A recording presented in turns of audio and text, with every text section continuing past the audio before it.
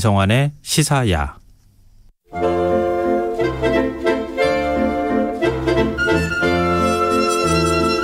늦은 밤 우리가 주목해봐야 할 영화를 살펴보는 시간입니다.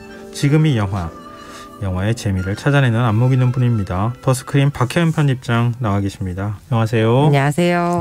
네. 이번 주 극장가 분위기는 제가 굳이 말씀 안 드려도 안 여쭤봐도 될 것 같은데요. 네, 요새 뭐 길도 식당도 주점도. 저는 캐러멜 팝콘을 굉장히 좋아합니다.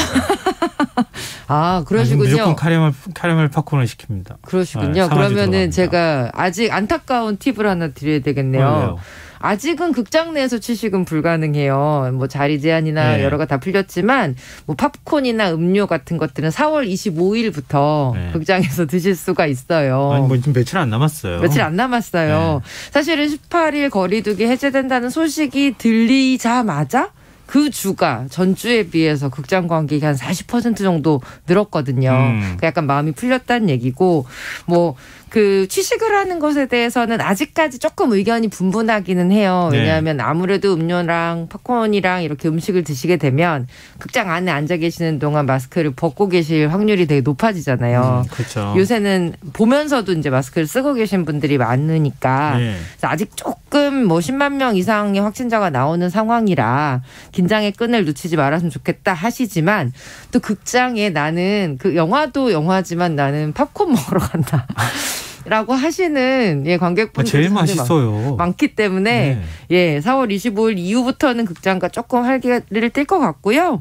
이번 주에도 극장에서 굉장히 큰 작품들도 많이 개봉했어요. 지난주에는 그 신비한 동물들과 덤블도어의 비밀이라는 해리포터 시리즈의 스핀오프, 이 작품도 개봉해서 일주일 딱 만에 50만 관객 넘어섰고요. 그리고 뭐 산드라 블록, 채닝 테이텀, 브래드 피트, 그리고 다니엘 레드클리프 등이 출연하는 코믹 모험 영화 로스트 시티도 개봉을 했고, 한국 영화로는 천우희, 이혜영, 신하균 배우, 연기 잘하는 배우들이 모였어요. 미스터리 스릴러 앵커도 개봉을 하고. 천우희 배우는 인터뷰를 무지하게 많이 하고 있더라고요. 왜냐하면 지금 앵커도 있는데요. 사실 다음 주에 또 다른 영화, 천우희 배우의 또 다른 영화도 동시에 거의 개봉돼요? 거의 일주 간격으로 개봉을 해요. 네 부모 얼굴이 보고 싶다라는 화제작인데 이 작품도 바로 연이어 개봉을 하기 때문에 아마 요새 천우희 배우의 인터뷰 일정이 굉장히 많을 겁니다. 아니 영화 그 제목이 왜 이렇게 무섭죠? 그 얘기는 다음 주에 조금 해드릴 건데 원작 연극도 있고요. 이것도 굉장히 살파적인 영화예요. 다음 주에 그러면 기대를 해보겠습니다. 자, 그럼 오늘은 어떤 영화 소개해 주실 거예요? 영화 이번 주에 여러 작품들이 있는데 그 중에서 신작 영화 중에서 우리가 잊지 말아야 할 사회적인 이슈를 다시 한번 영화로 일깨워주는 영화가 나왔어요. 공기살인이라는 작품이고, 또 하나는 이제 할리우드에서 환경 오염이나 이렇게 좀 환경 문제를 가지고 만든 영화들이 2000년대 이후에 되게 많아졌거든요. 그 어떤 교과서 같은 작품. 실화 인물의 모티브 영화, 줄리아 로버츠 주연의 에린 브로코비치, 이렇게 두 편 소개하려고요. 아마 보신 분들 많이 계실 거예요. 근데 공기살인은 이 내용 나오자마자 뭐라 그럴까요? 그냥 현실 속에 들어와 있는 것 같은 느낌을 받았어요. 제목이 되게 세잖아요. 근데 이 제목을 가지고 굉장히 여러 가지 의견이 있었대요. 왜 그러냐면 이 작품이 사실은 이 국내에서 일어난 사건 소재로 한 소설 균이라는 작품을 각색한 거였거든요. 근데 균이라는 이 소설의 제목보다 훨씬 더 직관적인 영화의 제목을 붙였어요. 근데 그 이유는 이제 좀 설명을 해드리자면 우리나라에 한 10년 정도 동안 되게 이상한 질병이 있었다고 해요. 봄에는 굉장히 갑자기 원인을 알 수 없는 폐질환자가 늘었다가 여름이 되면 또 약간 사람들이 줄고 아픈 사람이 20년 동안 반복했던, 도대체 이게 뭘까? 가습기 살균제 피해 사건을 영화로 옮긴 작품이에요. 뭐 피해자 또 숫자도 굉장히 많고 지금 파악된 것만 7,000명 정도 된다고 얘기하는데 아마 더 많은, 저도 사실 사서 몇 번 썼었어요. 사실 이 이제 가습기 살균제 얘기를 하면 굉장히 많은 분들이 굉장히 마음을 덜컹 하시는 게 한두 번쯤은 써보신 경험이 있으신 분들이 되게 많고, 그 다음부터 좀 가습기 살균제가 문제가 아니라 가습기 자체를 안 쓰게 됐어요. 그러신 분들도 사실 많죠. 그게 이제 밝혀지고 나서 이 작품 같은 경우는 이제 약간 그 실화를 바탕으로 한 소설을 영화로 옮겼기 때문에 공기살인이라고 하는 그런 이 가습기 살균제 피해의 어떤 이야기들을 굉장히 영화적으로 잘 조립해서 만든 그런 작품이에요. 줄거리만 좀 간단히 소개해드리면 주인공이 이제 의사예요, 의사. 외상센터 과장이 이제 주인공인데 네. 아이가 좀 몸이 아파요. 네. 그런데 갑자기 이제 원인을 모르는 폐질환 때문에 굉장히 고통을 받고 있어요. 네. 그것 때문에 고생을 하는데 이 부부가 어느 날 아내가 갑자기 돌연 세상을 떠나게 된 거예요. 그런데 이 아내는 몇 달 전에 정기검진을 받았을 때 폐에 아무런 문제가 없었는데 네. 폐질환으로 갑자기 세상을 떠난 거죠. 아내가. 네. 의사니까. 자신이 아내의 시신을 실제로 부검을 해보고 폐에 문제가 있다는 사실을 알게 되고 이 사건을 이 검사인 처제와 함께 풀어나가는 약간의 이런 수사하는 과정 이런 방식으로 이제 영화적인 이야기들을 만들어냈어요. 근데 이제 그 어떤 의사가 뭔가를 딱 직감하는 그 순간이 언제냐면 정말 평온한 집에 그 가습기를 이제 시간마다 이렇게 좀 자동으로 틀어놓는 이런 가습기들이 많았잖아요. 네. 그러니까 딱 그 시간에 맞춰서 자동으로 탁 켜지는 가습기를 딱 보고 이 의사가 뭔가 이렇게 직감을 하게 된 거죠. 혹시 이 원인 모를 폐 질환이 이유가 저기 있었던 게 아닌가. 그 폐를 침묵의 장기라고 얘기한다잖아요. 네. 자각 증상이 거의 없어서 사람이 자각하는 그때는 상당히 많이 망가지고 난 다음에 자각하게 된다. 맞아요. 네, 그렇게 얘기를 하더라고요. 그래서 네. 피해가 오히려 더 커지는 굉장히 현상이. 커졌고 예. 그리고 이제 이 사건에 대해서 또 마음 아파하시는 분들이 뭐냐면 아이들의 건강을 위해서 어머니들이나 가족들이 이렇게 이 가습기 살균제를 사용한 경우가 굉장히 많았어요. 오히려 위생이나 네. 청결함이나 이런 거 철저하신 강조하셔서 분들. 예, 그런 분들이 오히려 더 큰 피해를 봤다. 맞아요. 그러니까 이제 그분들 같은 경우에는 피해가 분명히 있고 어떻게 보면 가해도 이미 특정이 되어 있는 상황인데 아무도 책임지려고 하는 사람들이 없어서 지금 십수년째 이렇게 고통을 받고 있는 이 현실에 대해서 굉장히 영화적으로 드라마틱하게 파고 들어가다 보니 이 작품을 보는 내내 아니 이렇게 눈에 안 보이는 살인이 벌어진 거지만 그 가해가 무엇인지 명확하게 알 수 있는데 왜 아무도 책임을 지려고 하지 않는 건가에 대해서 약간 이제 분노, 아픔 이런 것들이 더 많이 느껴지는 거죠. 아까 말씀하신 게 뭐 피해자로 이제 그 소송을 하는 사람들은 몇천 명이지만 실제로 피해자는 100만 명이 넘는다고 추산을 하고 있고 네. 그리고 전 세계 대한민국 최악의 화학 참사 라고 불리는 이 사건을 가지고 이제 영화를 만든 이유는 확실하게 정말 잊지 맙시다라고 얘기하는 그 목소리에 힘을 좀 실어주고 싶었던 것 같아요. 전체 감독이나 배우들 다. 사실은 그 피해를 입은 사람과 네. 피해를 입지 않은 사람 네. 이렇게 구분이 되는 순간부터 네. 피해를 입지 않은 사람은 관심에서 멀어지거든요. 그렇죠. 사건이 자꾸 잊혀지는 거죠. 네, 맞습니다. 그러니까 이런 영화가 나오면 사실 경각심을 좀 높여서 이런 일들을 다시 좀 반복하지 않도록 하는 그런 효과가 있지 않을까 이렇게 생각하는데요. 네. 근데 굉장히 연기하기 어려웠을 것 같아요. 제가 볼 때는. 네, 아는 거 연기하기가 더 어렵잖아요. 그렇죠. 마음도 너무 아프고. 네. 실화인 이제 피해자가 명확하게 있는 실화 사건이기 때문에 그 마음들을 이제 연기해야 된다는 것 자체가 되게 쉽지는 않은 일이었다고 배우들도 다 얘기를 해요. 네. 주인공이 누구냐면 이제 살인의 추억이나 화려한 휴가 이런 작품을 찍었던 김상경 배우가 주인공을 맡았어요. 아무래도 네. 이제 이런 묵직한 이야기를 끌고 가는 그 무게감이 있는 배우이고 네. 실제로 그 아픔을 드러내는 연기 같은 것들 참 김상경 배우가 절제하면서 했는데도 굉장히 많은 감정들이 좀 느껴지는 게 보이더라고요. 그리고 이제 검사인 처제로 등장하는 배우가 이선빈 배우 요새 굉장히 활약이 많은 배우인데 이 두 배우가 어떻게 보면 좀 콤비처럼 이 사건을 해결해 나가요. 이 영화적으로 사실 무거운 소재를 다루고 있으면 또 보는 내내 너무 마음 아프고 무겁기만 할까 봐 걱정을 하시는데 영화적인 그 연출이나 재미 이런 부분들도 꽤 많이 살렸다고 전 말씀드리고 싶고요. 네. 이 작품에서 윤경호 배우가 이제 등장을 하는데 이 공기살인의 되게 특별한 점이 사람들이 모두 다 누가 가해인 것이라고 알고는 있지만 그 실체가 드러나잖아요. 마치 공기처럼. 예. 근데 이 윤경호 배우가 연기한 캐릭터가 이런 대기업의 이런 좀 어두운 일들을 처리해주는 그런 인물이거든요. 근데 이 사람이 나중에 보여주는 어떤 반전의 행태가 있어요. 그러니까 그게 이 어떻게 보면 이 영화가 진짜 말하고 싶었던 거였을지도 모르겠다. 뭐 이런 생각도 좀 했고요. 네. 무겁지만 저는 그래도 의미 있게 한번 보실 만한 작품이다라는 생각이 들었습니다. 네. 여러모로 좀 생각을 다시 하게 해주는 그런 네. 영화가 될 것 같습니다.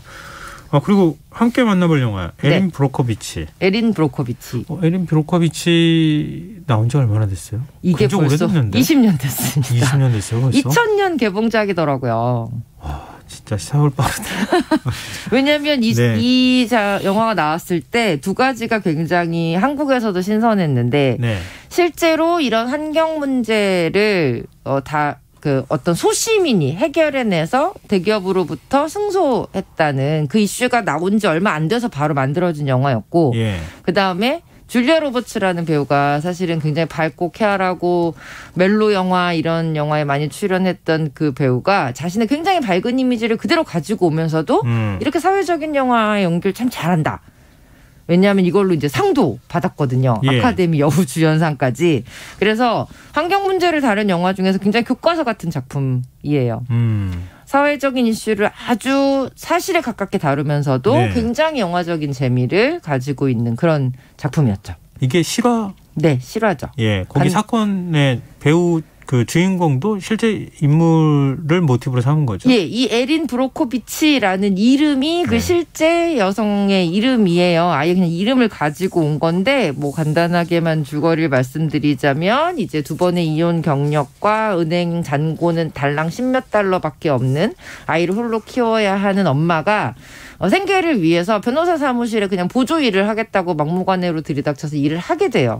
근데 굉장히 일을 잘한 사람이었던 거죠. 쌓여있는 서류들 안에서 뭔가 되게 꺼림칙한 서류를 발견하게 되고 그것들을 자신의 눈으로 이렇게 파헤치기 시작하는데 네. 그게 바로 모든 사람들이 그런 것 같지만 뚜렷한 증거가 없다라고 생각했던 그 토양 오염 때문에 그 마을 사람들이 병을 얻어서 아프게 된 그것들을 이제 변호사와 함께 밝혀낸 그 사례를 영화로 옮긴 그런 작품이었죠. 근데 아무도 사실 그걸 몰랐던 거잖아요. 그렇죠. 몰랐는데 그걸 하나하나 파고 들어가는 거. 네. 이게 굉장히 긴장감 있는 맞아요. 장면들을 만들어냈던 거 아닌가 싶은데. 그래서 이 영화가 뭐가 굉장히 좋았냐면 저도 그러니까 뭐 전문가들이 등장하는 이런 해결해준 영화한테 많잖아요. 근데 이 에린 브로코비치는 그냥 그 사안에 관심을 가지기만 해도 누구든 그 문제를 풀 수 있는 실마리를 만들 수 있다라는 거였어요. 소시민이. 굉장히 역설적인 게요. 그런 영화 보면은 전문가들이 등장하면 일이 꼬여요. 그렇죠. 네. 맞아요. 이거 안 될 것 같은데 뭐 연구를 해야 됩니다. 뭐 입증을 해야 됩니다. 이렇게 그쵸? 하면서 보통 그런 전문가들은 또 대기업 편을 들더라고요. 들게 되고요. 참 이게 역설적이에요. 맞습니다. 참 이 사건은 어떻게 해결이 된 겁니까? 이 사건은 사실 이후에 이제 어떤 대기업과 한 마을 특정할 수 없는 그 마을 간의 소송에 한 이제 그 이정표가 되어준 그런 사건이라고 저도 찾아보니까 나오더라고요. 네. 당시에 그러니까 에너지 회사 PG&E라는 이 회사가 정수조를 뭔가 그 수조를 깨끗하게 하는 어떤 이제 그 화학물질을 예. 넣은 건데 그게 예. 땅에 스며들어서 사람들이 아프게 된 거였잖아요. 그 이후에 이게 밝혀지면서 공개적으로 앞으로는 절대 그런 물질을 사용하지 않겠다. 그리고 오염물질 노출 예방하겠다라고 하면서 이 피해자들 수백 명의 피해자들에게 당시에 1996년에 우리 돈으로 약 3,700억 달러 정도의 피해 보상금을 물게 됐어요. 3,700억 원. 네, 억 원. 네. 네. 3,700억 달러라서 깜짝 놀랐어요. 3,300만 달러 정도. 예, 이렇게 이제 물었는데 그 당시로서는 이게 공식적으로 이렇게 자신들이 환경오염을 일으켜서 피해를 본 사람들에게 보상을 한다라고 하는 것도 굉장히 특별한 이슈, 이례적이었고 이 뒤로 이런 환경 문제가 발생했을 때 이제 이 사건의 판례들이 계속 어떤 이정표 역할을 해준 되게 중요한 사건이라고 하더라고요. 우리나라 가습기 살균제 사건도 제대로 처벌받는 사람 없다 이런 얘기 나오잖아요. 그리고 그쵸. 가습기 살균제 원료 승인할 때도 정말 인체 유해성 실험했는지 안 했는지 그것도 확인하지 않은 공무원도 결국은 책임 소재가 명확하지 않다고 해가지고 아무도 처벌받지 않은 것. 맞아요. 환경 사건은 사실 네. 소송도 굉장히 길고 어렵고 몇십 년씩 간다고 하잖아요. 맞습니다. 참 어려운데 네. 그런 것들을 소재로 다루는 것도 쉽지 않았을 거고. 아까 가습기 살균제 때도 제가 여쭤봤던 것처럼 이런 사건 배우가 연기하기 진짜 어렵잖아요. 네. 줄리아 로버츠 같은 경우는요. 이 작품 인생 작품 중에 하나죠. 줄리아 로버츠에게 오스카 여우주연상을 받게 해준 작품이고 되게 독특한 이제 캐릭터인데 어떻게 보면 굉장히 좀 저 사람이 되게 전문적으로 무슨 이런 법적인 문제를 해결할 수 있을까라고 약간 사람들이 얕잡아보게 만드는 그런 캐릭터를 연기를 해요. 근데 그런 사람이 밝혀냈으니까 드라마틱한 거잖아요. 그렇죠. 그러니까 약간 뭐 옷도 좀 노출되는 옷들 좀 입고 사람들 슬쩍 눈치 안 볼 때 뭔가 이렇게 뭔가 진지하지도 않은 사람인데. 네. 그런데 실제 인물이요. 줄리아 로버츠의 연기를 보고 98% 똑같다라고 얘기를 했대요. 그 사건에 대한 고증이나 조사 같은 것도 굉장히 철저했고 인물을 그러니까 지금 이미 살아있을 뿐만 아니라 동시대 인물이기 때문에 네네. 굉장히 그 사람을 잘 표현하는 데 주력을 했던 그런 작품이라 줄리아 로버츠 연기에 대해서 실제 인물도 엄청 호평을 했었다고 해요. 근데 이제 뭐 2% 틀려요. 뭐 이런 얘기를 했는데 그게 뭐였냐면 에린 브로코비치가 작품 속에서 그 이제 소위 말해 양복 입고 법조계의 이런 딱딱한 중년의 이 법조인들을 좀 농락하기 위해서 슬쩍 옷도 조금 이렇게 편하게 더 입고 뭐 이런 장면들이 나오거든요. 네. 그 실제 주인공이 나도 옷을 그렇게 편하게 입는 편이기는 한데 사람들의 이목대문을 끌기 위해서 그런 건 아니었다. 뭐 이런 얘기를 하기도 했어요. 좀 재밌었던 게 이게 이 작품 좀 검색하다 보니까요. 2020년에 호주에서요. 화학물질 때문에 또 토지가 오염이 돼서 사람들이 그 피해를 소송한 이런 사건이 있었는데 네. 실제 에린 브로코비치가 이 소송을 도와주겠다라고 또 이제 나서서 에린 브로코비치는 이 영화 만들어진 이후에 굉장히 유명해졌고 환경운동가로 굉장히 활발한 활동을 하고 있었거든요. 2020년에도 비슷한 사건이 있어서 에린 브로코비치가 자신이 돕겠다. 소송 비용을 대겠다. 이렇게 나섰다고도 하더라고요. 현재 진행형이네요. 그렇죠. 영화 한 편으로 그냥 끝났던 얘기가 아니고. 맞습니다. 지금도 우리 환경 사건도 역시 마찬가지일 것 같고요. 네. 근데 저 오늘 기사 나온 거 봤더니요. 네. 이 가습기 피해대책조정위원회가 9개 주요 가해 기업 대상으로 이제 조정안을 내놨는데 그중에서 피해를 가장 많이 발생시킨 2개의 회사만 이 조정안에 동의를 하지 않아서 자칫 이 합의 없이 또 마무리될 수도 있다는 얘기도 있었어요. 옥시하고 애경 말씀하시는 거죠? 네, 그렇습니다. 많은 분들이. 예, 옥시와 애경 2개 기업만 조정안에 대해서 동의를 하지 않아가지고 이렇게 되면은 또 합의 없이 마무리될 수도 있다는 얘기를 들어서 좀 막막해지는데 이 공기살인이라는 영화가 이 영화를 본 관객들의 어떤 분노와 아픔에 대한 동감과 이런 것들이 세상을 바로잡는 힘이 좀 됐으면 좋겠다는 생각이 들었습니다. 네. 참 어려운 것 같습니다. 굉장히 어렵고요. 이게 뭐 얼마 전에 이제 광주에서 발생했었던 아파트 외부 붕괴 사고도 있었잖아요. 뭐 행정기관에서 영업 정지 처분 내리면은 또 소송하고. 맞아요. 소송하면 한 5년 뒤에 결과가 나올까 말까 하는. 네. 이런 것들이 반복되면 법은 강자를 위해서 있는 거라고 하지만 약자를 보호할 줄 알아야 되는 거잖아요. 그렇죠. 그런데 강자를 자꾸 보호하니까. 그때 항상 할 수밖에 없는 얘기는 그건 것 같아요. 지켜보고 있다. 굉장히 무서운 얘기를 하고 계시는데요. 네. 그게 많은 다소 힘없는 사람들의 맞아요. 힘이겠죠. 네, 그런 것 같습니다. 굉장히 인상적인 말씀을 좀 해주셨네요. 네. 환경 사건에 대해서 우리가 좀 더 관심을 가질 수 있을 만한 또 가지도록 하는 2 영화를 준비해 주셨습니다. 지금 이 영화 더스크린 박혜연 편집장과 함께했습니다. 오늘 말씀 고맙습니다. 고맙습니다. 김성환의 시사 오늘 순서 여기서 마무리하겠습니다. 모바일 쿠폰 당첨자는 홈페이지 공지사항에서 확인하실 수 있습니다. 편안한 밤 되시고요. 전 내일 다시 찾아뵙겠습니다. 고맙습니다.